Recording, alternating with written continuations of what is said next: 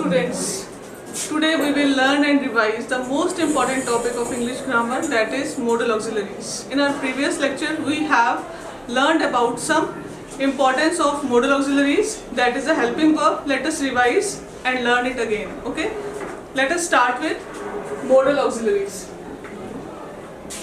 Modal auxiliaries is a helping verb in English.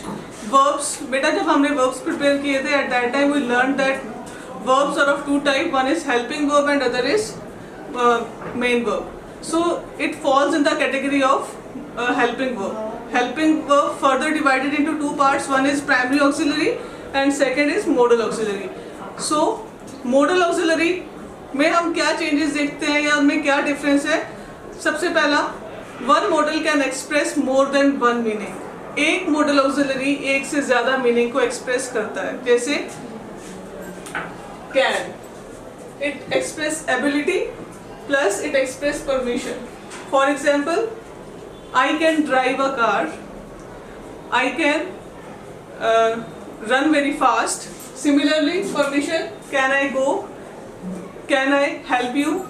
So one modal always express more than one meaning. ये हमेशा हमें दिमाग में रखना है कि modal auxiliary primary auxiliary से अलग कैसे है, because modal auxiliary एक से ज़्यादा meanings को express करते हैं. Second important, but we have to keep in mind that modal auxiliaries always use V1 or base form of verb. हमेशा ही verb का V1 form के साथ ये काम करेंगे. We have 6 form of verb जो हम देखते हैं, V1, SES, V2, V3, V4, ING. तो बेटा इसमें सिर्फ V1 फॉर्म का काम आएगा. लाइक जैसे she can swim, हम इसको she can swimming नहीं लिख सकते, she can swam नहीं लिख सकते. We have to use only V1 form of verb. These are the basic important rules for using modal auxiliaries. Let us learn and revise modal auxiliaries one by one. So we have a list of modal auxiliaries like can, could, shall, should, may, might, must, ought to, need to. So all these are modal auxiliaries in English. Okay, let us learn it one by one. So we have can. Can, usage क्या रहेगा? Ability and permission. हम can से ability भी बताते हैं और permission भी बताते हैं. For example, this room can accommodate 50 students. I can drive a car. This is ability that I have to express it with modal auxiliary can. Example, she can swim. Can I go? Next, could. Past form हम इसको use करते हैं can का, जिसमें हम past ability बताते हैं plus polite request के लिए present में इसको use करते हैं. Past ability, I could run fast when I was child. I could help others when I was a school going students. तो जब हम पास्ट की कोई अपनी एक्टिविटी बताते हैं, जो कहानी है, जो स्टोरी है या पास्ट में चला गया है, at that time we use could as a modal auxiliary.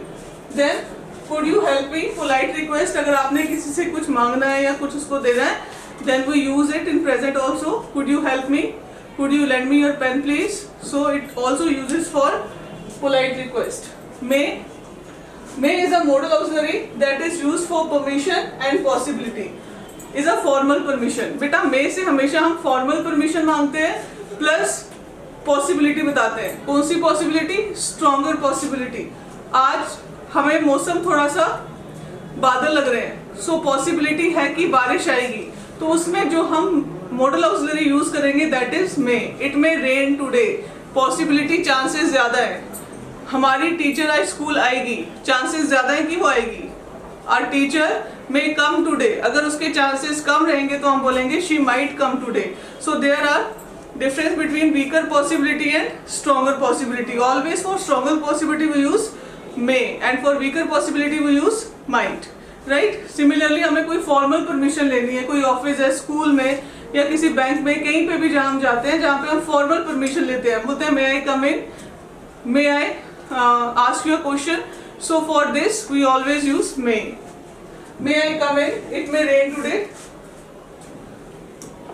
Similarly, we have might.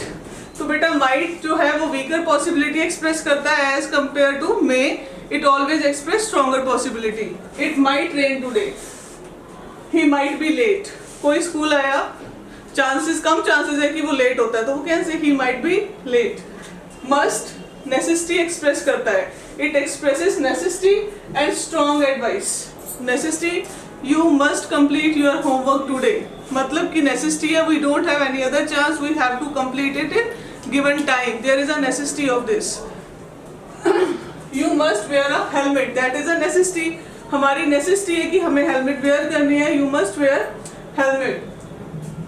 Shell, suggestion और फ्यूचर, हम कोई सजेशन देते हैं या फ्यूचर की बात करेंगे तो वो use shall. Shall, I start, shall I start my lecture today, so future की कोई भी बात हम जब एक्सप्रेस करेंगे it is with shall. Similarly बेटा शुड एडवाइजिबिलिटी के लिए काम आता है, you should obey your parents, you should complete your homework. जब हम एडवाइजिबिलिटी की बात करेंगे, एडवाइस की बात करेंगे, तो उस एडवाइस के लिए हम शुड का यूज करते हैं। Similarly expectation, you should sleep early, जब हमने किसी को एडवाइस करना है या हमने एक्सपेक्टेशन बतानी है, at that time the modal auxiliary that we use is should. So can, could, shall, should, may, might, must.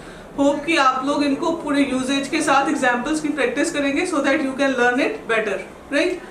We have more will, future willingness, future में हम कोई काम करते हैं and we have willingness for that, we use will. Future tense जो हमने start करना है डे आफ्टर टुमारो और इन आवर नेक्स्ट लेक्चर, तो जो हमारा इसीलिए model auxiliary I prefer it first, कि क्यों इसको यूज किया गया, क्योंकि इसके साथ हमें थोड़ी हेल्प हो जाएगी अपने फ्यूचर टेंस को अंडरस्टैंड करने में। Will is for future willingness, I will call you tomorrow, I will help you, I will come to your place tomorrow, I will go to London, I will go to school. तो जो भी हम बेटा future की willingness की बात करेंगे that is with will. Would, polite request and hypothetical, would you lend me your pen please, preference भी हम वुड से बताते हैं, जैसे I would like to take coffee then tea। Polite request हो, would you help me, would you come along with me। तो बेटा जो हम पोलाइट रिक्वेस्ट करते हैं या हम प्रेफरेंस बताते हैं वो भी हम would के साथ करेंगे। Then we have ought to, moral duty, you ought to be kind, you ought to obey your parents, you ought to be simple। तो जो बातें हम अपने मॉरल ड्यूटीज के रिलेटेड करते हैं that is with model auxiliaries. So this is the most important topic of English related with helping verbs, and in helping verbs it is categorized as modal auxiliaries. Let us learn and revise it at your home so that we can have better understanding. Thank you for today.